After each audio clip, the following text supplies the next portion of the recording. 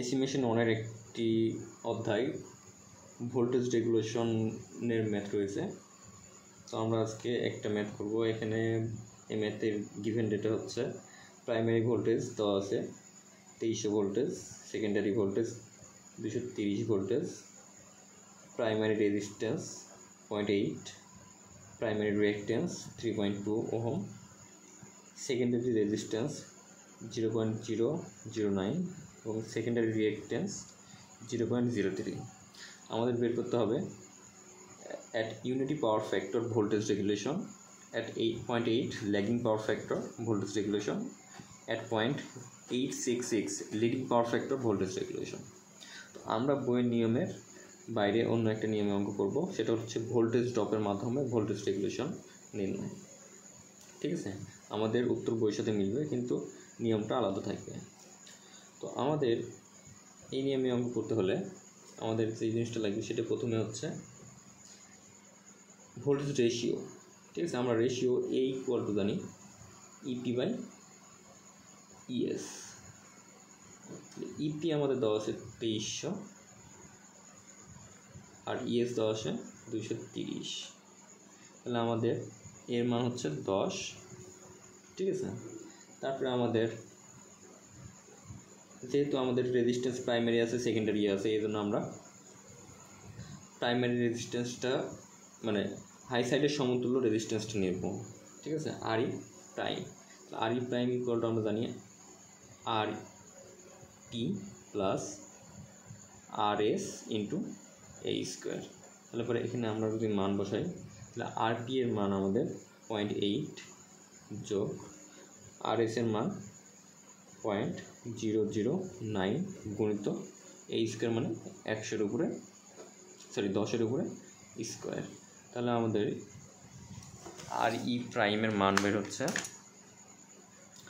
0.8 যোগ 0.009 গুণিত 100, তাহলে হয়ে যাচ্ছে 1.7 ওহম।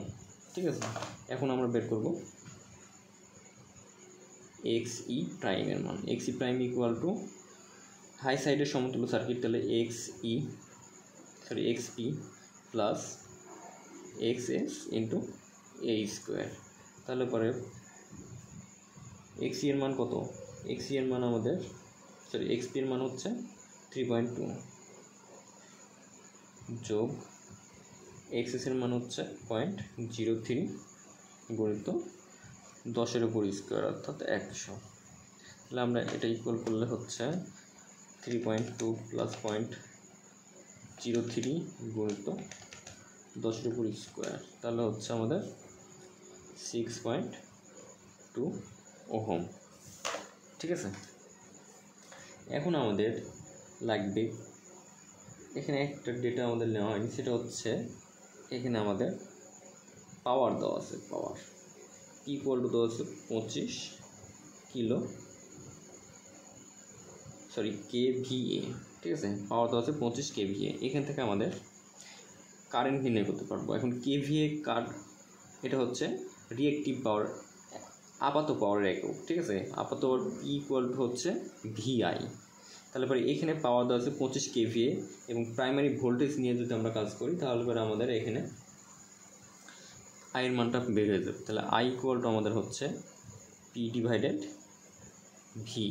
তাহলে পরে পি এর মান হচ্ছে আমাদের 25 গুণিত 10⁻³ এবং ভোল্টেজ হচ্ছে প্রাইমারি ভোল্টেজ নিব, কারণ আমরা হাই সাইডের সমতুল্য সার্কিট করতেছি। তাহলে পরে 2300 ভোল্টেজ। তাহলে পরে আমাদের আইএস, তাহলে আইপি কারেন্টের মানটা বের হবে। আইপি ইকুয়াল টু তাহলে হচ্ছে আমাদের 25 গুণিত 10⁻³ ডিভাইডেড 2300, তাহলে আসতেছে 10.86 অ্যাম্পিয়ার। ঠিক আছে, এত অ্যাম্পিয়ার কারেন্ট আমরা পাচ্ছি, প্রাইমারি কারেন্ট। এখন আমরা ক নম্বরে কি বলছে, ইউনিটি পাওয়ার ফ্যাক্টর।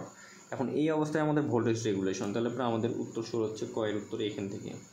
তাহলে কয়ের উত্তরটা কী বলছে, আমাদের ইউনিটি পাওয়ার ফ্যাক্টরের ভোল্টেজ রেগুলেশন।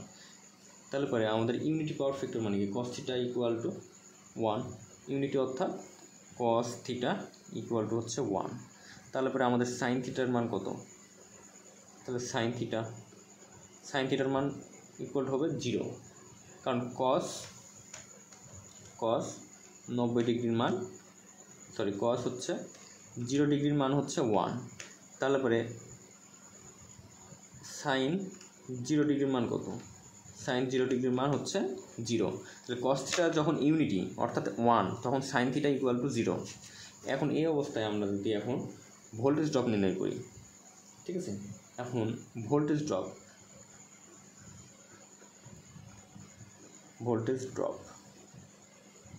এখন ভোল্টেজ ড্রপের সূত্র হচ্ছে IP into R E cos theta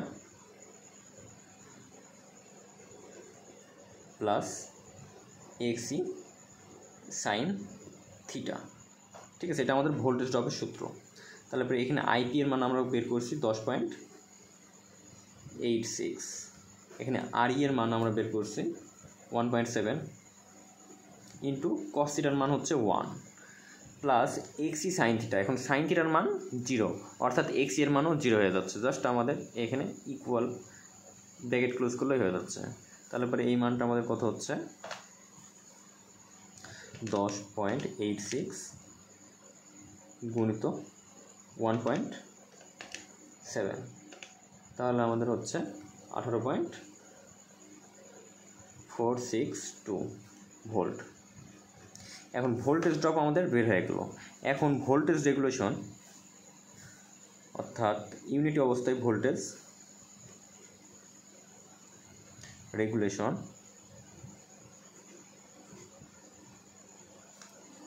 হচ্ছে primary voltage drop divided voltage drop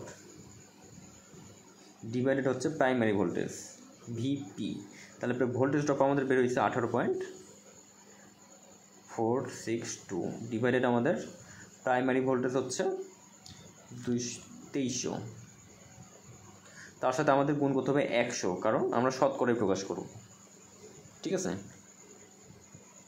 তাহলে 18 পয়েন্ট আছে, তাহলে ওর ভাগ হচ্ছে 2300 গুণিত হচ্ছে 100, তাহলে আমাদের শতকরায় প্রকাশ হয়ে গেল। তাহলে ভোল্টেজ রেগুলেশন আমাদের বের হলো 0.82%, ঠিক আছে?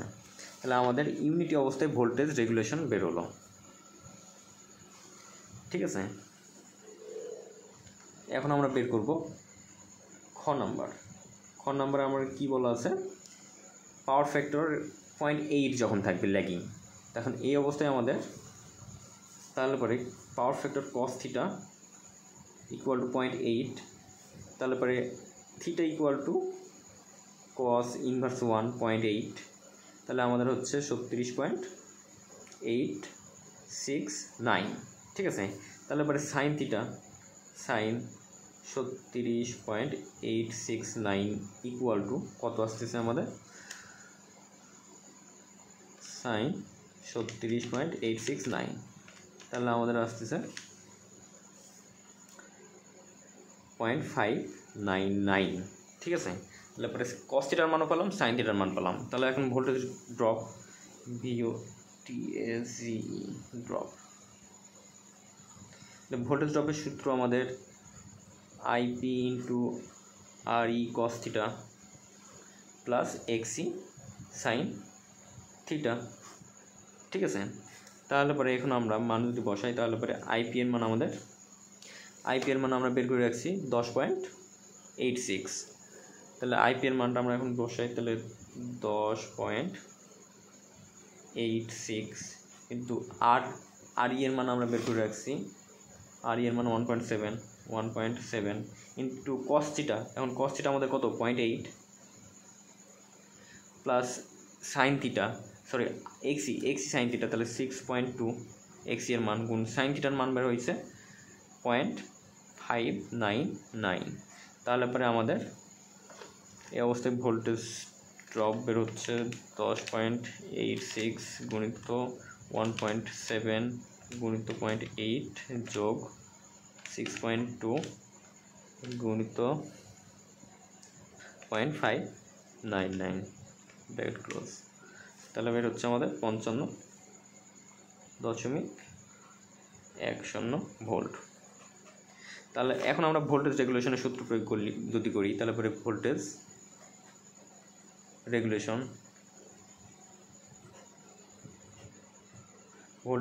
সূত্র কি? Voltage drop divided primary voltage VP গুণিত হচ্ছে 100, কারণ শতকরায় প্রকাশ করব। তাহলে পরে আমাদের ভোল্টেজ ড্রপ কত?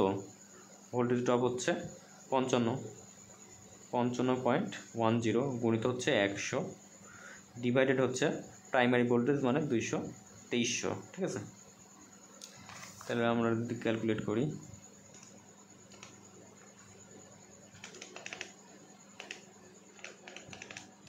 তাহলে আমরা পাচ্ছি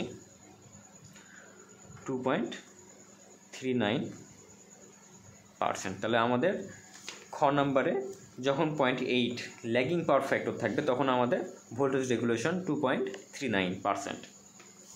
আচ্ছা, এখন গ নাম্বারে আমাদের বলা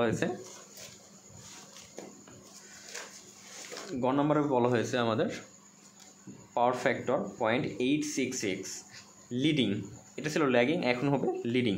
এখন যখন লিডিং বলা থাকবে তখন আমাদের ভোল্টেজ ড্রপের সূত্রে একটু পরিবর্তন আসবে, সেটা হচ্ছে এখানে RE cos theta minus XE sine theta হবে। ঠিক আছে, তাহলে এখন আমরা গ নাম্বারে যাচ্ছি।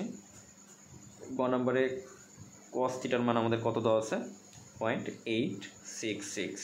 তাহলে পরে এখন সাইন থিটার মানটা আমরা কীভাবে বের করব? শিফট চেপে কস চাপ দিব, 0.866 দিব। ঠিক আছে, তাহলে পরে এখানে থিটার মানটা বাড়াবে, থিটার মান বেরোলো 30। তাহলে পরে এখন সাইন চাপ দিয়ে ওই 30 ডিগ্রি দিলে আমাদের সাইন থিটার মানটা বের হয়ে যাচ্ছে 0.5। ঠিক আছে, তাহলে পরে সাইন থিটার মান আমরা পালাম। এখন ভোল্টেজ ড্রপ, তাহলে ভোল্টেজ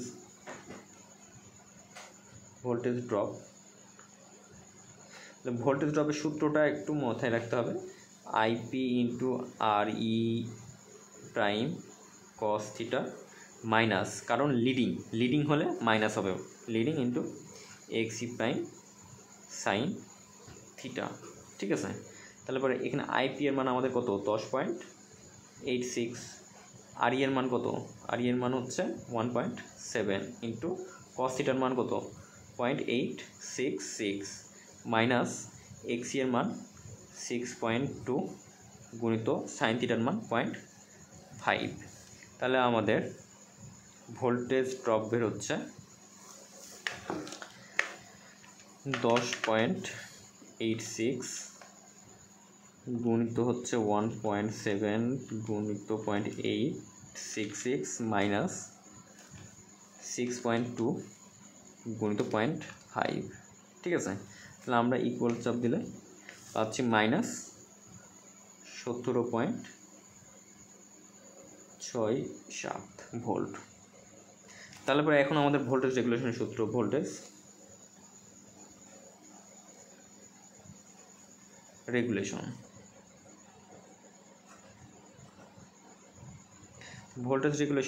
ইকুয়াল টু হচ্ছে ভোল্টেজ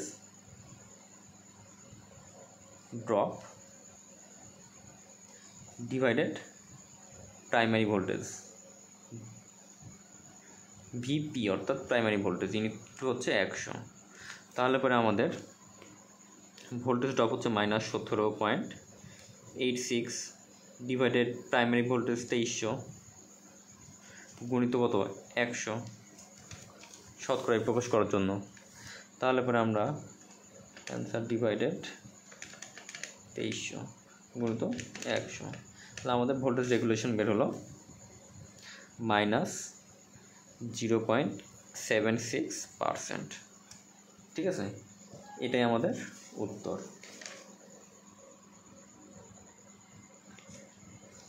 76%।